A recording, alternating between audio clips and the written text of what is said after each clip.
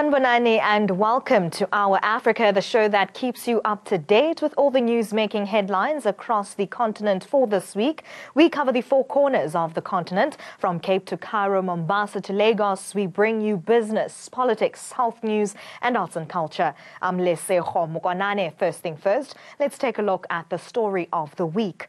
Malian President Ibrahim Boubacar Keïta has been re-elected after winning 67.17% of the vote in a runoff. Opposition challenger and former finance minister Soumaila Sese won 32.83%. Sese has since rejected the results. Keïta will take office on the 4th of September with hopes he can strengthen a 2015 peace accord between the government-allied groups and former Tuareg rebels. Mali has battled jihadist attacks and intercommunal violence for years. Islamist attacks have spread from the north to the center and south of the vast country and spilled into neighboring Burkina Faso and Niger, often inflaming communal conflicts.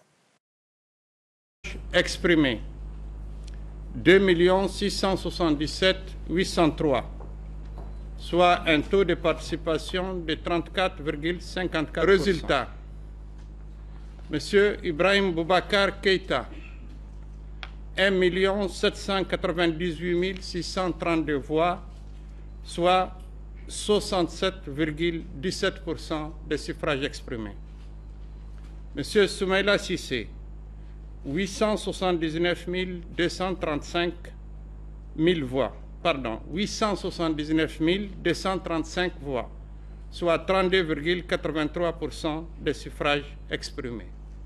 Merci de votre attention. The Zimbabwe Constitutional Court will hear the opposition's challenge to the presidential election results on the 22nd of August. The MDC seeks a fresh election or a declaration of Chamisa as the winner of the July 30th vote. The opposition believes President-elect Emmerson Mnangagwa's narrow poll victory was fraudulent. It's accusing the electoral body of having rigged the elections to ensure ZANU-PF's victory. Meanwhile, Mnangagwa's lawyers and the Electoral Commission have filed papers saying the case should be dismissed. They are claiming the opposition filed its challenge too late. The Zimbabwe presidential inauguration is on hold until the court makes a decision. Zimbabweans celebrated National Heroes Day on Monday. President Emmerson Mnangagwa says the occasion provides an opportunity to reflect back and pay special tribute to fallen heroes who fought for the independence of Zimbabwe. Mnangagwa urged citizens to remain united and be in line with the national vision to become a middle-income economy and increase investment. He also urged Zimbabweans to put their differences aside and work collectively to achieve this vision, which will also pave way for job creation. The president's call comes amid an election standoff, which has halted his inauguration ceremony. The opposition MDC Alliance last week filed court papers challenging the July 30th poll. The MDC Alliance alleges the election results were rigged. Zimbabwe President Emmerson Mnangagwa has called on the country to move on from its disputed elections, despite his victory being challenged in court over alleged fraud and his inauguration delayed. The president addressed the nation as the country celebrated Defense Forces Day on Tuesday. Today's celebrations come just 2 weeks after the country's crucial, harmonized general elections. These were held in a peaceful environment.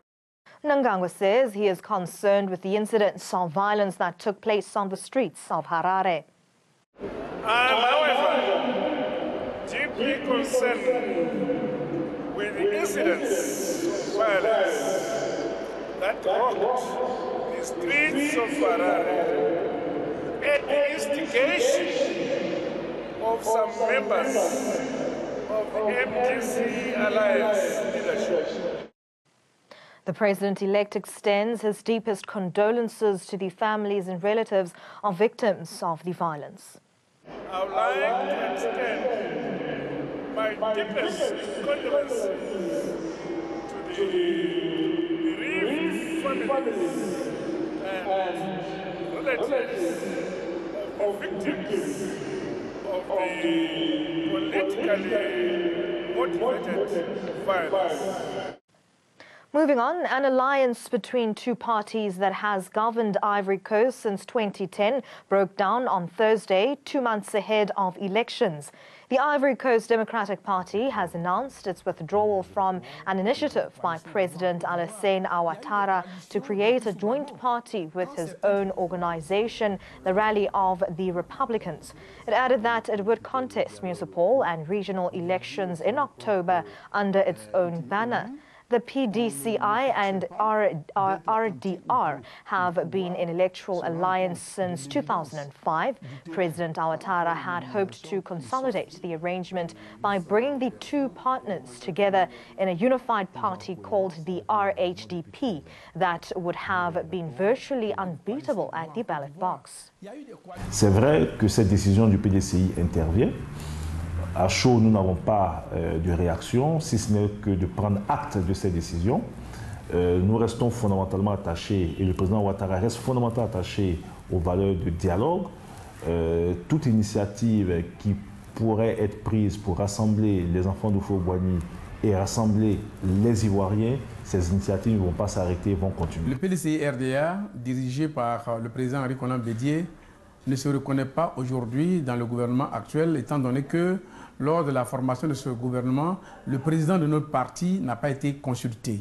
Et donc, nous ne savons pas au nom de quel parti politique ces frères qui sont à ce gouvernement ont été appelés. PDCI minister has raised concerns over the decision.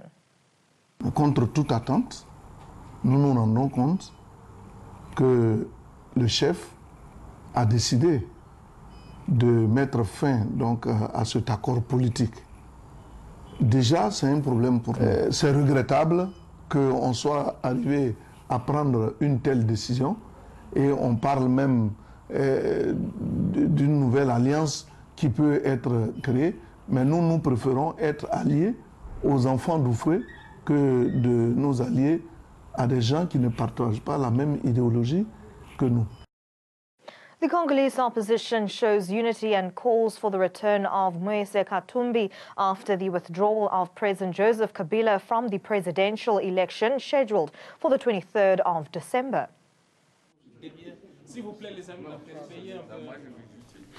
The opposition and ex-rebels of M23 maintained pressure for credible elections in the Democratic Republic of Congo after the withdrawal of President Joseph Kabila, who did not represent in accordance with the constitution. All opposition leaders demanded on Monday night the return of Moses Katumbi to his country to participate in the presidential elections of the 23rd of December 2018 in their first joint statement since the closing of applications in the 8th of August. Former ally of Kabila, Katumbi claims to have been prevented from returning to the DRC to file his candidacy for the presidential polls.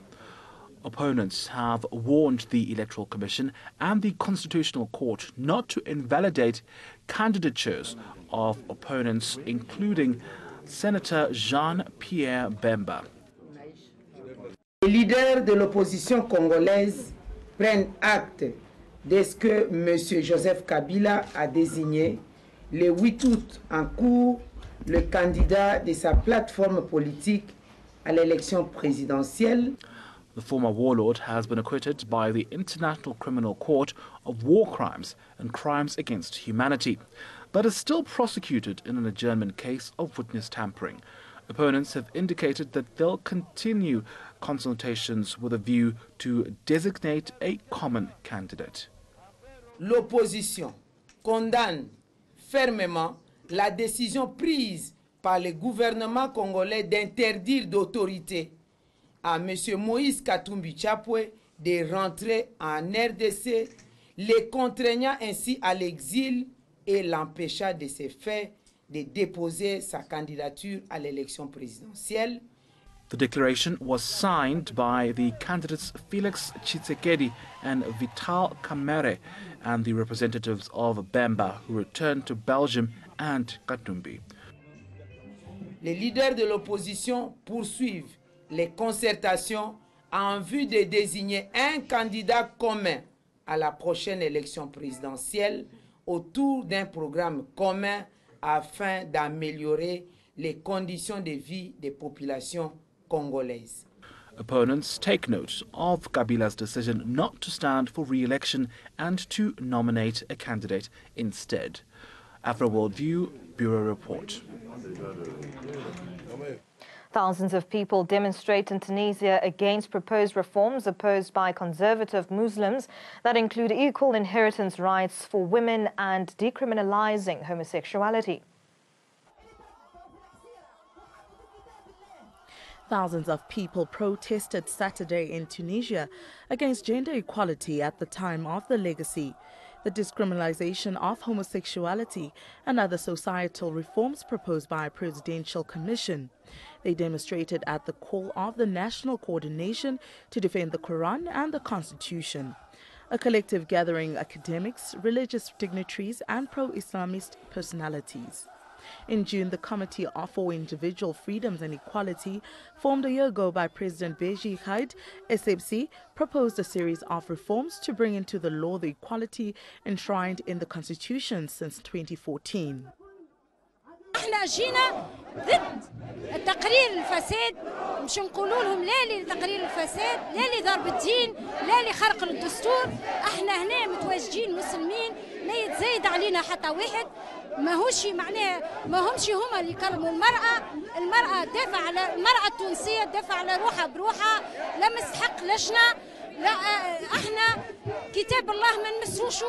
The main suggestion is that family patrimony is by default shared between male and female heirs, whereas the current law, which is based on the Quran, provides that, as a general rule, a man inherits a woman's double the same degree of kinship. من ولاية سوسة الناصر في دين الله ونرفضوا هالمشروع اللي هبطوا لنا به ما نعرفوش عليه مننا شيء وننادوا من أعلى المنبر رئيس الجمهورية اللي هو بو الناس الكل واللي توسمنا فيه الخير اللي هو شاي ورجل كبير وينصر دين الله باش ما يمرر حتى قانون من هالقانون.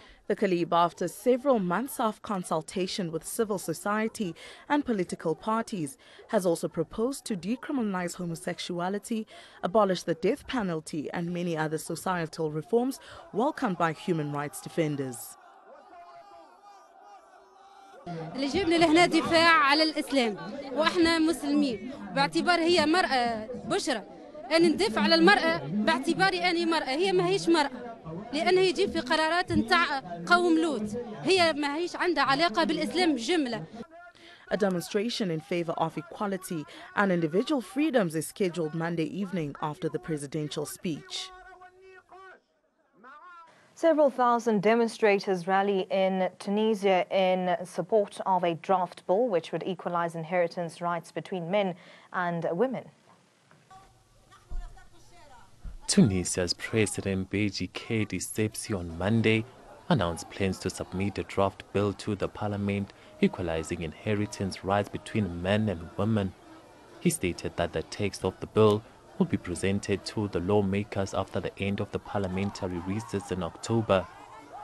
The proposal to equalize inheritance is amongst the most hotly debated of the raft of proposed social reforms guided by the commission the president set up a year ago. The commission suggested inheritance should by default be shared equally among male and female heirs. Similar to many Muslim-majority countries, Tunisia's law currently stipulates that male heirs should receive double the assets given to female of the same level of kinship. Je pense que c'est important aujourd'hui de changer la condition de la femme في Tunis et je pense que c'est important qu'on atteigne un jour l'égalité homme-femme et quand je vois le nombre de personnes qui sont ici, je suis optimiste et je me dis que c'est toujours possible de changer. Following the announcement, around 2,000 supporters of the change rallied in the capital, Tunisia. Je suis là pour défendre nos droits qui sont déjà acquis et pour les protéger, voilà, et pour insister sur quoi? Pour insister, pour confirmer, pour défendre nos libertés, la liberté d'expression, la liberté, c'est-à-dire les libertés personnelles. The proposed inheritance equality law will be incorporated into the country's 2014 constitution, which have been praised as key milestones. Je suis ici surtout en tant que citoyenne parce que ce qui se passe aujourd'hui en Tunisie m'intéresse énormément, parce que je pense que tout se joue aujourd'hui par rapport à l'avenir de notre jeunesse, par rapport à l'avenir de la femme tunisienne qui n'a plus de compte à rendre à personne, qui a montré à maintes reprises le rôle qu'elle a joué et qu'elle pourra encore jouer. Et donc il faut absolument aider les jeunes tunisiennes à prendre leur place, à défendre les couleurs de leur drapeau et de leur pays et à être là au moment qu'il faut pour continuer ce que nous avons commencé. Tunisians making a last will and testament would still be able to divide their assets as they see fit, with the equality law being applied in cases where no such preferences have been stated. Bureau Report, After Worldview. The prosecutor of the Republic of Comoros, Mohamed Abdoa, has accused 8 people arrested last week for trying to organize a coup and want to commit a terrorist act. A wave of arrests, including those of the writer Saeed Ahmed and the brother of a former vice president, took place last week in the wake of the constitutional referendum of July 30th. 3 of the 8 people were released. The remaining 5, which includes the brother of former Vice President Dia Jafar, remained in prison. Health workers in the Democratic Republic of Congo have begun using an experimental treatment to fight Ebola virus. The outbreak has spread from its epicenter in North Kivu province to neighboring Ituri province after an infected person returned home. Health officials are hoping the new therapy, isolated from a survivor of an Ebola outbreak in 1995, will be effective in this outbreak that so far has 30 confirmed cases, including 14 deaths. According to the World Health Organization, 5 patients have been given the treatment. 4 other experimental treatments have been approved for use. The MSF hospital has launched an emergency response in partnership with the Ministry of Health, opening an inpatient therapeutic feeding center. The hospital nutrition center in N'Djamena provides life-saving care for several malnourished children in Chad. The center has been set up to treat children from the ages of 6 months to 5 years who are suffering from severe acute malnutrition. It is divided into different spaces, enabling children to be cared for according to their condition. It includes an intensive care unit where MSF staff stabilize the most critical patients who require constant medical supervision. حاولت جايب بصب دم انطو الدواء ده خلاص وقف الدم ده كده جاي يصب ده سمع يرارد يهر سمع ادير جاي يهر ده الحمد لله بني دي مرداني ده بسبب ويقدف اليوم عنده اسبوع تمام.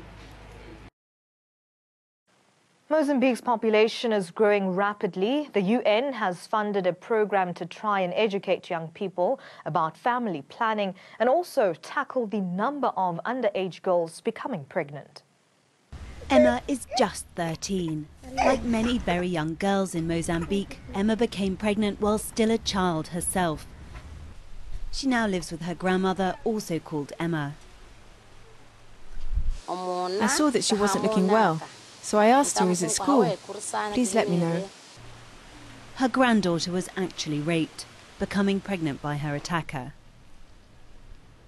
I told my grandma I hadn't bled for 4 months. She told me I was pregnant and I had no idea what was going to happen. Mozambique struggles to provide sufficient sex education, a country where over 65% of the population's under 25. The UN are trying to make an impact. In this school in the north of the country, young girls come to talk about family planning. Mariamo's here because she's seen too many friends forced to stop school after becoming pregnant. I don't want to have children early. I want to finish school first, and then I'll be able to have sex with my husband. While the education of young women is crucial, men obviously have a role to play too. For this campaigner, They are at the heart of the problem, notably because, according to tradition, fertility is seen as a sign of virility. If a man has just one or two children, in the eyes of other men or society, it might seem as if he's really weak. To fight against early pregnancies is also to fight against early marriages. The law allows marriages at 18 or at 16 with parental consent. But exceptions are still commonplace. This young woman's just given birth. She married at the age of 15, before the legal age, like almost 1 girl in 6 in Mozambique. The 5 policemen killed in eastern Burkina Faso were buried in Ouagadougou. 4 gendarmes and 1 civilian were killed by a mine explosion that blew up their vehicle. Another gendarme was then killed in a shooting with the assailants. 6 people, 5 of them police, were killed in a terror attack in eastern Burkina Faso. The ministry stated that the attack occurred while their convoy was returning from escorting a mission to a mining complex at Bongo. The lead vehicle hit a mine. The rest of the convoy came under heavy fire. C'est une perte pour la gendarmerie, pour l'armée, pour les forces de défense et de sécurité. Et nous sommes venus pour leur dire que malgré cela, nous tenons toujours bon et qu'il faille effectivement que nous nous mobilisions davantage pour lutter contre cette pieuvre-là et qui finira par être vaincue au grand bénéfice du peuple de Burkina Faso. Burkina Faso has been battling an escalating wave of jihadist attacks over the last 3 years, beginning in the north of the country, now spreading to the east near the border with Togo and Benin. C'est vraiment un phénomène, je ne sais pas quoi dire, mondial de nos jours là, mais bon, ce qu'il y a, nous prions Dieu seulement pour que nos forces de sécurité là puissent dominer ces forces du mal. Nous souhaitons vraiment que les autorités puissent mettre les moyens nécessaires à la disposition de nos FDF là pour qu'ils arrivent à vaincre ces gars-là. The security forces have carried out a series of attacks in recent months, detaining hundreds of people in connection with the attacks. After World View, Bureau Report. In Benin, 300,000 people paid tribute to the king of Abomey, who died in July. According to tradition, celebrations must last at least 6 months. But after this weekend, they will take place in the privacy of the royal palace's courtyard.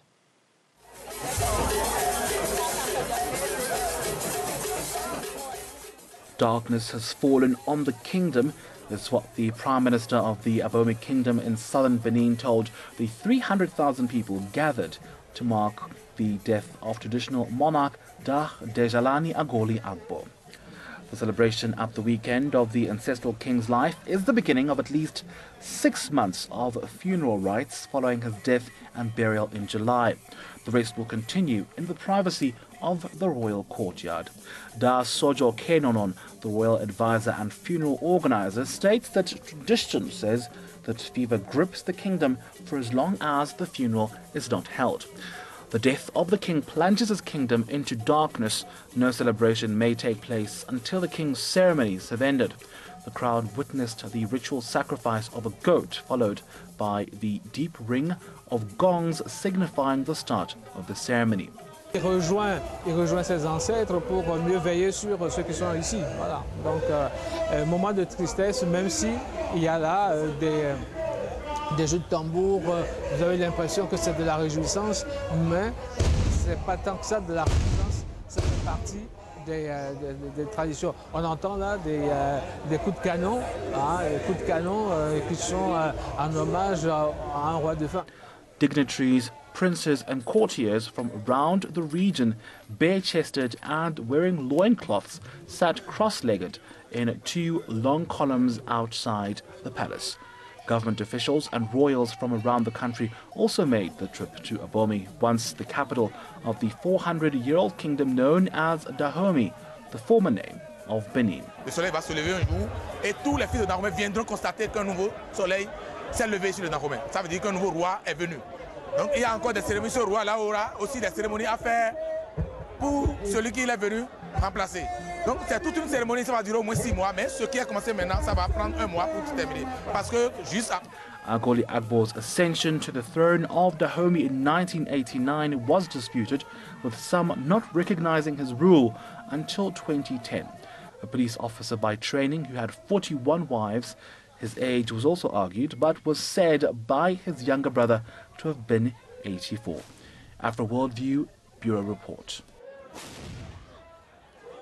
Avocado is the new fashionable fruit, praised for its nutritional benefits. Kenya, the world's 6th largest exporter of avocados, has jumped on the bandwagon of this booming market.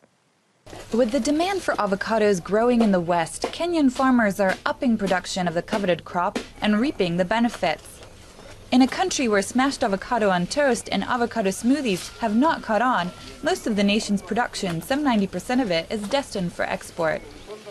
The demand is going high, especially for those countries which are elite and they matter more about their health. Considering the fact that avocados in Kenya are produced organically, meaning the level of chemicals is almost 0.001, and that's why you get the demand is too high. On this farm in Thika, some 50 kilometers north of Nairobi, Simon is giving his avocado trees priority over fruits and vegetables. He began growing avocados 10 years ago and is still planting. Can you see it is growing here? Simon's 210 trees can produce 7 tons of avocados a year. It is a crop that requires little care but produces major benefits for farmers. With the coffee, there is a lot of work to manage the coffee, but with the avocados, it is easier to have more money, less labor. Last year, avocado exports grew by 15%. The state is now encouraging farmers to plant more, a move it hopes will help reduce unemployment.